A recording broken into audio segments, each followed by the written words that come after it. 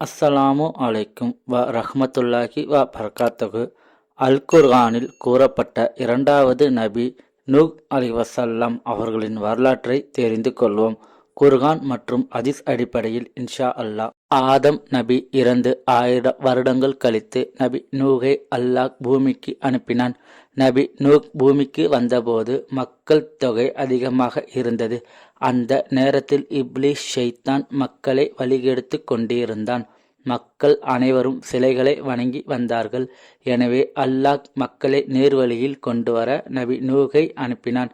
நபி நூக் சிலைகளை வணங்கி கொண்டிருந்த மக்களை பார்த்து, அல்லாஹுவை அஞ்சிக் கொள்ளுங்கள், மேலும் நீங்கள் அனைவரும் அல்லாஹுவை வணங்குங்கள் என்றார்கள்.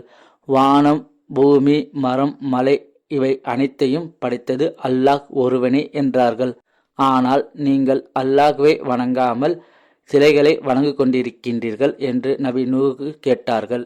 ஆனால் அந்த மக்கள் நூஹ் நபி பொய் சொல்கின்றார் என்று எண்ணி நூஹ் நபி பேச்சை கேட்கவில்லை. இருந்தாலும் நூஹ் நபி அந்த மக்களுக்கு நல்லுபதேசம் செய்து வந்தார்கள். ஆனால் மக்கள் அதை கேட்காமல் சிலைகளை மீண்டும் வணங்கி வந்தார்கள்.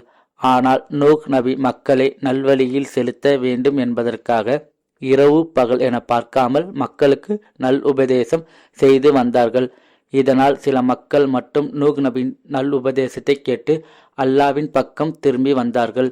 இப்பொழுது மக்கள் 2 அணியாக இருந்தார்கள். ஒரு அணி இஸ்லாத்தின் பக்கம் வந்தவர்கள், இன்னொரு அணி காபிராகவே இருந்தவர்கள். இருந்தாலும் நூஹ் நபி மக்களுக்கு தொடர்ந்து நல் உபதேசம் செய்து வந்தார்கள். ஆனால் இஸ்லாத்தை ஏற்காத காபிர்கள் நூஹ் நபியிடம், நீங்கள் சொல்கின்ற பொய்களை நிறுத்தி கொள்ளுங்கள், அப்படி இல்லை என்றால் உங்கள் மீது நாங்கள் கல்லெறிவோம் என்று சொன்னார்கள். ஆனால் அதை கேட்காத நூஹ் நபி மக்களுக்கு தொடர்ந்து நல்லுபதேசம் செய்து வந்தார்கள். இதை பார்த்த காபிர்கள் கல் மற்றும் கம்பால் நூஹ் நபியை அடித்து துன்புறுத்தினார்கள். பின்பு அந்த மக்கள் நூஹ் நபியை பார்த்து கேட்டார்கள், நீயும் எங்களை மாதிரி ஒரு மனிதன்தான், பின் நாங்கள் எதற்கு உன் பேச்சை கேட்க வேண்டும் என்று சொன்னார்கள். அதற்கு நூஹ் நபி சொன்னார்கள், நான் சொல்றது எல்லாம் உண்மைதான், நீங்கள் சிலைகளை வணங்குவதால் நரகத்திற்கு செல்வீர்கள் என்று சொன்னார்கள். அந்த காபிர்கள் நூஹ் நபி பேச்சை கேட்காமல் நூஹ் நபியை திரும்ப திரும்ப அடித்தார்கள். நூஹ் நபி காபிர்களை பார்த்து, இதற்கு ஒரு நாள் அல்லாஹ் உங்களை தண்டிப்பான் என்று சொன்னார்கள். இப்படி காபிர்கள் நூஹ் நபியை அடித்தாலும் நூஹ் நபி அந்த மக்களுக்கு நல்ல உபதேசம்தான் செய்து வந்தார்கள். பல வருடங்கள் கடந்தன. காபிர்களின் எண்ணிக்கை அதிகரித்தது. ஒரு நாள் இரவில் நூஹ் நபி அவர்கள் அல்லாஹ்வை வணங்கி கொண்டிருந்தார்கள். அப்பொழுது அல்லாஹ் நபி நூஹ் அவர்களுக்கு ஒரு கட்டளை இடுகின்றான். கவலைப்படாதீங்க, நான் சொன்னதை நீங்கள் இங்கு இருக்கிற மக்களுக்கு சொல்லிவிட்டீர்கள். எனவே இந்த காபீர் மக்களை நான் அழிக்கப் போகின்றேன். முஸ்லிம் மற்றும் பறவைகள், விலங்குகள் தவிர மற்ற அனைத்து காபீர்களையும் அழிய போறாங்க அப்படின்னு சொல்றான். நபி நூஹ் அவர்களை நிறைய மரங்களை நடும்படி அல்லாஹ் கூறுகின்றான். ஏன் அல்லாஹ் மரம் அதிகமாக நடும்படி சொல்கின்றான் என்று காரணம் நபி நூஹுக்கு தெரியவில்லை. நூஹ் நபி மரத்தை வளர்த்தார்கள். அவர்களுடன் முஸ்லிம் மக்களும் மரத்தை வளர்த்தார்கள். ஒரு நாள் இரவில் அல்லாஹு தஆலா நபி நூஹை ஒரு கப்பலை கட்டுமாறு சொல்கின்றான். நபி நூஹிற்கு கப்பலை எப்படி கட்டுவதென்று தெரியவில்லை.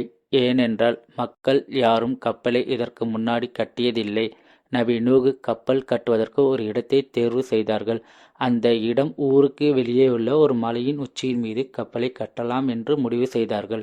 கப்பல் கட்டுவதற்கு மரப்பலகை தேவைப்பட்டது. அப்பொழுதுதான் நபி நூஹுக்கு தெரிந்தது அல்லாஹ் மரத்தை எதற்காக வளர்க்க சொன்னான் என்று.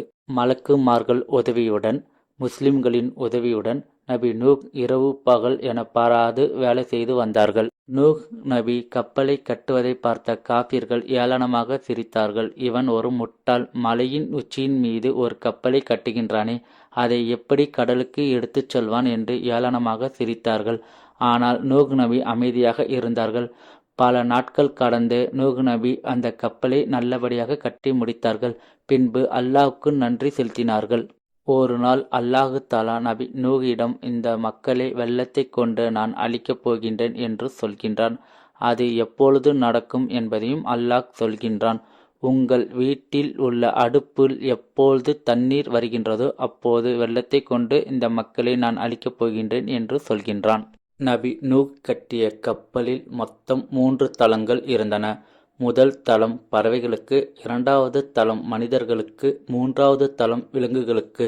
ஒரு நாள் நபி நூஹ் கட்டிய கப்பலை நோக்கி பறவைகள், விலங்குகள் என அனைத்தும் ஜோடி ஜோடியாக வந்து கொண்டிருந்தன. கப்பல் நிரம்பும் அளவிற்கு அவைகள் வந்தன. இதை பார்த்த நபி நூகிற்கு ஆச்சரியம். நபி நூஹ் வீட்டில் இருக்கும்போது அடுப்பில் தண்ணி வருவதை பார்த்தார். இதை பார்த்த நபி நூஹ், இதற்காகத்தான் நான் காத்து கொண்டிருந்தேன் என்று சொன்னார்கள். இந்த அடையாளத்திற்காக தான் நான் காத்திருந்தேன் என்று நபி நூஹ் சொன்னார். நபி நூஹ் வெள்ளம் வரப்போவதை உணர்ந்தார்கள். பின்பு மழை பெய்ய ஆரம்பித்தது. உடனடியாக நபி நூஹ் வீட்டை விட்டு வெளியே வந்து கப்பலை கட்ட உதவிய முஸ்லிம்கள் அனைவரையும் கப்பலில் ஏறும்படி உத்தரவிட்டார். மக்கள் அனைவரும் கப்பலில் ஏறினார்கள். இதை பார்த்து கொண்டிருந்த காபிர்கள் நபி நூகை திரும்பவும் முட்டாள் என்று ஏளனமாக சிரித்தார்கள்.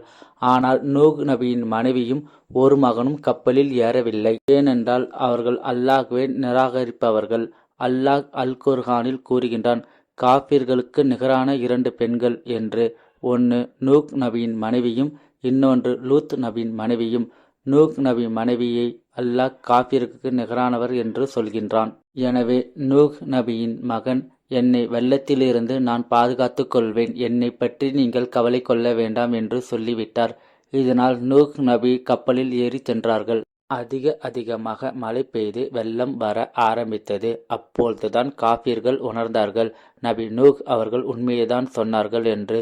காபிர்கள் தங்களின் உயிர்களை காப்பாற்றிக் கொள்ள மலையின் உச்சியின் மீது ஏறினார்கள். நூஹ் நபியின் மனைவியும் மகனும் மலையின் உச்சியின் மீது ஏறினார்கள். அப்பொழுது இதை பார்த்த நூஹ் அலைஹிஸ்ஸலாம் அவர்கள் தனது மனைவியும் மகனையும் கப்பலில் ஏறும்படி கெஞ்சினார்கள். ஆனால் அவர்கள் இருவரும் அவரின் பேச்சை கேட்காமல் மலையின் மீது ஏறி எங்கள் உயிர்களை காப்பாற்றிக் கொள்வோம் என்று சொன்னார்கள். அப்பொழுது ஒரு பெரிய அலை வந்து அடித்து அனைவரும் கடலில் மூழ்கி இறந்து போனார்கள். பின்பு உலகம் முழுவதும் வெள்ளத்தால் சூழ்ந்து இருப்பதால் நபி நூஹ் அவர்கள் பிஸ்மில்லாஹ் என்று சொன்னார்கள். மழை நின்றது. கப்பல் நகரத் தொடங்கியது. உலகம் முழுவதும் வெள்ளத்தால் இருப்பதால் நபி நூஹ் உணர்ந்தார்கள், நான் நீண்ட நாள் பயணம் செய்ய வேண்டும் என்று. அப்பொழுது நபி நூஹுடன் 80 முஸ்லிம்களும் பறவைகள், விலங்குகள் என அனைவருக்கும் தேவையான உணவுகளை நபி நூஹ் ஏற்கனவே ஏற்பாடு செய்து வைத்திருந்தார்கள். நாட்கள் கடந்தன. உலகம் முழுவதும் நீரால் சூழ்ந்திருப்பதால் வாழ்வதற்கு ஏற்ற இடம் ஏதாவது இருக்குமா என்று சொல்லி பார்ப்பதற்கு ஒரு காகத்தை அனுப்பினார்கள். நாட்கள் பல கடந்தன. அந்த காகம் திரும்பி வரவில்லை. மீண்டும் சில நாட்கள் பயணம் செய்தார்கள். இந்த முறை ஒரு புறாவை அனுப்பி மனிதர்கள் வாழ்வதற்கு ஏற்ற இடம் இருக்கா என்று பார்த்து வர அனுப்பினார்கள். புறா சென்று சில நாட்கள் கழித்து ஒரு மரக்கிளையை கொண்டு வந்தது. இதை பார்த்த நூஹ் அலைஹிஸ்ஸலாம் அவர்கள் சந்தோஷப்பட்டார்கள். மனிதர்கள் வாழ்வதற்கு ஒரு ஏற்ற இடம் இருக்கின்றது என்றதை உணர்ந்தார்கள். அந்த இடம் மிக அருகில் இருக்கும் என்பதையும் உணர்ந்தார்கள். மீண்டும் கப்பலில் சிறிது காலம் பயணம் செய்தார்கள். பின்பு ஒரு மலை உச்சியை அடைந்தார்கள். அந்த மலையின் பெயர் ஜோதி மலை. அல்லாஹு தாலா அல் குர்ஆனில் கூறுகின்றான், உலக மக்களுக்கு 2 அத்தாட்சிகளை வைத்துள்ளான் என்று. ஒன்று ஃபிரௌனின் உடல், இரண்டாவது நூஹ் நபியின் கப்பல். பின்பு நூஹ் நபி அவர்கள் பிஸ்மில்லாஹ் என்று சொன்னவுடன் கப்பல் நின்றது. நூஹ் நபியின் 150 நாள் கடல் பயணம் முடிவுக்கு வந்தது. நூஹ் நபி முதலில் பறவைகள், விலங்குகள் ஆகியவற்றை நிலத்தில் விட்டார்கள். பின்பு நூஹ் நபியும் நூஹ் நபியுடன் இருந்த 80 முஸ்லிம்களும் நிலத்தில் இறங்கினார்கள். பின்பு நூஹ் நபி அவர்கள் அல்லாஹ்வுக்கு சஜ்தா செய்தார்கள். பின்பு அல்லாஹ்வுக்கு நன்றி செலுத்தினார்கள். அதுதான் மனித இனத்திற்கு ஒரு புது ஆரம்பமாக இருந்தது. நூஹ் நபி அவர்கள் 950 வருடங்கள் வாழ்ந்தார்கள். பின்பு இறந்து விட்டார்கள். இன்ஷா அல்லாஹ் நம் குழந்தைகளுக்கு நூஹ் நபியின் வரலாற்றை சொல்லுவோம். அஸ்ஸலாமு அலைக்கும் வ ரஹ்மத்துல்லாஹி வ பரகாத்துஹு.